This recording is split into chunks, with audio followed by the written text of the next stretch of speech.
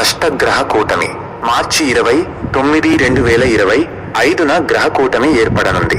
6 గ్రహాలు సూర్యుడు, చంద్రుడు, బుధుడు, శుక్రుడు, రాహువు మరియు శని మీనరాశిలో కలవడం వల్ల ఈ షష్టగ్రహ కూటమి ఏర్పడుతుంది.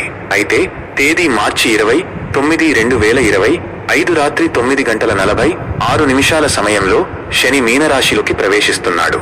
ముందుగా మీనరాశిలో సంచారం చేస్తున్న సూర్యుడు, చంద్రుడు, బుధుడు, శుక్రుడు, రాహువు శని దృష్టి నియంత్రణలో ఉంటారు.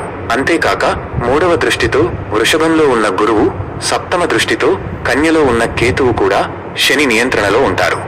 మరియు 10వ దృష్టితో గురువు యొక్క స్వక్షేత్రమైన ధనుస్సును తాను మీనములో ఉండి మీనరాశిని తన నియంత్రణలో ఉంచడం కారణంగా గురువు గారి శక్తి తగ్గుతుంది. ఇందు కారణంగా గురువర్గీయులు కూడా బలహీనులవుతున్నారు, శని వర్గీయులు బలవంతులవుతున్నారు మరియు వీరి ప్రభావం సమస్త జీవరాశులపై ఉంటుంది. అయితే గతంలో షష్టగ్రహ కూటమి ఏర్పడినప్పుడు చివరిగా ధనురాశిలోకి చంద్రుడు ప్రవేశించాడు. చంద్రునికి ధనుస్సు 6వ స్థానం రోగస్థానం. చంద్రుడు జలుబు, జ్వరాలకు కారకుడు. అందుకారణంగానే జలుబు, జ్వరాలకు కారణమైన కోవిడ్-19 మహమ్మారిగా ప్రజలపై ప్రభావం చూపింది. ఇక విషయానికి వస్తే మీనరాశి శని దేవునికి 2వ స్థానం, అంటే ధన, కుటుంబ, వ్యవహార స్థానం.